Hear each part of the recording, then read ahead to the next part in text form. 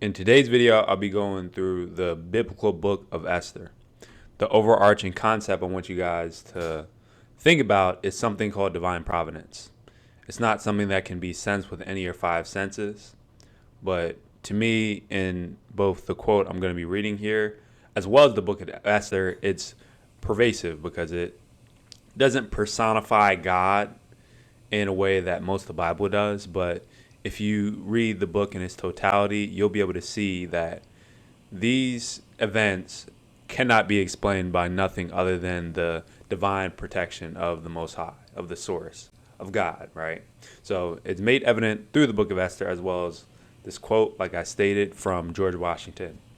Quote, "By the all-powerful dispensations of providence, I have been protected beyond all human probability or expectation, for I had 4 bullets through my coat and 2 horses shot under me, yet escaped unhurt, although death was leveling my companions on every side of me." So that's a letter by George Washington that was actually written to his brother, John Augustine Washington, on July 18th, 1755. So God provides for his own despite the tumult, attacks, and malintent of those who oppose his people. Divine providence is thoroughly demonstrated in the book of Esther over the Jewish people. So the book of Esther takes place in the citadel of Susa, which happens to be the capital of the Persian Empire. Itself was written in the 4th century BC, between 400 and 330 BC, during the late Persian or early Hellenistic period. God is deliberately omitted, allowing the reader to discern his presence. So with all that being said, let's go ahead and get into the book of Esther. King Ahasuerus is the king of the 127 provinces in total. So the provinces span from India all the way to the land in what they call Ethiopia. This story takes place in Susa, the capital of the Persian Empire. The story begins when King Ahasuerus commands 7 eunuchs to bring Queen Vashti before him, but declines. This preempts an ego trip. As you guys know, kings can go on from time to time. And once he gets over himself, he commissions all provinces to gather young virgins and provide cosmetic treatments for them. And he decides whoever he likes most will be queen in place of Vashti, because Vashti was not acting right. So let's go ahead and go to chapter 2, verses 7 to 10. Chapter 2, verses 7 to 10. I want to point out the introduction of our main character here. Mordecai had brought up Hadassah, that is Esther, his cousin, for she had neither father nor mother. The girl was fair and beautiful, and when her father and mother died, Mordecai adopted her as his own daughter. So when the king's order and his edict were proclaimed, and when many young women were gathered in the citadel of Susa in custody of Hegai, Esther also was taken into the king's palace and put in custody of Hegai, who had charge of the woman. The girl pleased him and won his favor. He quickly provided her with cosmetic treatments and her portion of food, with 7 chosen maids from the king's palace, and advanced her and her maids to the best place in the harem. Esther did not reveal her people or kindred, for Mordecai had charged her not to tell.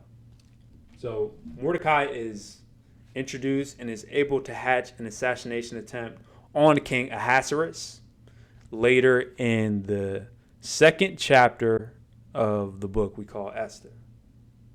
After this, a man named Haman is introduced, and he's promoted to a seat above all Ahasuerus' officials. This makes him proud, and we know how proud men act, and we know what God thinks of proud men. So proud that when Mordecai, the Jew, refuses to do obeisance like all the others, he then drafts a decree for all the land to destroy all the Jews. So let's go to the 3rd chapter, verses 8 and 9 in the book we call Esther here. Then Haman said to King Ahasuerus, "There's a certain people scattered and separated among the peoples in all the provinces of your kingdom. Their laws are different from those of every other people, and they do not keep the king's laws, so that it is not appropriate for the king to tolerate them. If it pleases the king, let a decree be issued for their destruction, and I will pay 10,000 talents of silver into the lands of those who have charge of the king's business, so that they may put it into the king's treasuries." Very important here. Very, very important. So now in chapter 4, if we move on, Mordecai is gutted. He shows Esther the decree and implores her to go to the king and make supplication for her people. He even tries to fearmonger her, but she says the following. So let's go ahead and go to verses 14 to 17 in the 4th chapter of what we call Esther. "For if you keep silence at such a time as this, relief and deliverance will rise for the Jews for another quarter, but you and your father's family will perish. Who knows? Perhaps you have come to a royal dignity for just such a time as this." Then Esther said in reply to Mordecai, "Go gather all the Jews to be found in Susa and hold a fast on my behalf, and neither eat nor drink for 3 days, night or day. I and my maids will fast as you do. After that I will go to the king, though it is against the law, and if I perish, I perish." Mordecai then went away and did everything as Esther had ordered him. She said, "If I perish, I perish." So what we're seeing here in verses 14 to 17 in the 4th chapter of the book we call Esther, Esther is willing to put her life on the line for her people. Rare. Very rare.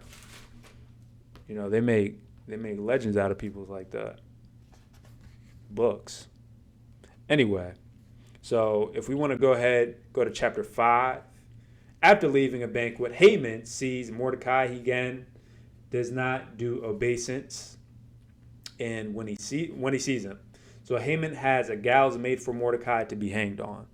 So get this: Haman has a gallows made for Mordecai to be hanged on because he will not bow down to him. Why? Because he is a Jew, and he does not obey the same laws and commandments as others. However, in chapter 6, King Ahasuerus is notified of Mordecai hatching his assassination attempt and honors them over Haman. So let's go to verses 10 to 6 in the 6th chapter of the book we call Esther. The 6th chapter, verses 10 to 12. Then the king said to Haman, "Quickly take the robes and the horse as you have said, and do so to the Jew who sits at the king's gate, leaving out nothing that you have mentioned." So Haman took the robes and the horse and robed Mordecai and led him riding through the open square of the city, proclaiming, "Thus shall it be done for the man whom the king wishes to honor." Then Mordecai returned to the king's gate, but Haman hurried to his house, mourning and with his head covered. So later in the chapter, Haman's wife and his people even know that he is toast against the Jews. They're telling him this. So if we go to the 7th chapter, Esther has one petition to King Ahasuerus, and that's to save the lives of her and her people.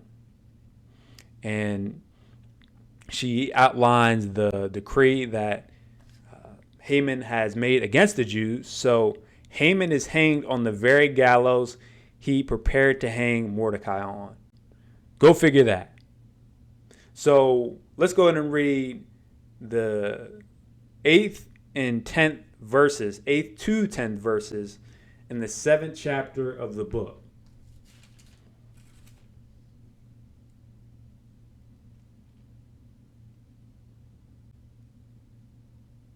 When the king returned from the palace garden to the banquet hall, Haman had thrown himself on the couch where Esther was reclining, and the king said, "Will he even assault the queen in my presence, in my own house?" As the words left the mouth of the king, they covered Haman's face. Then Harbona, one of the eunuchs in the attendance on the king, said, "Look, the very gallows that Haman has prepared for Mordecai, whose word saved the king, stands at Haman's house, 50 cubits high."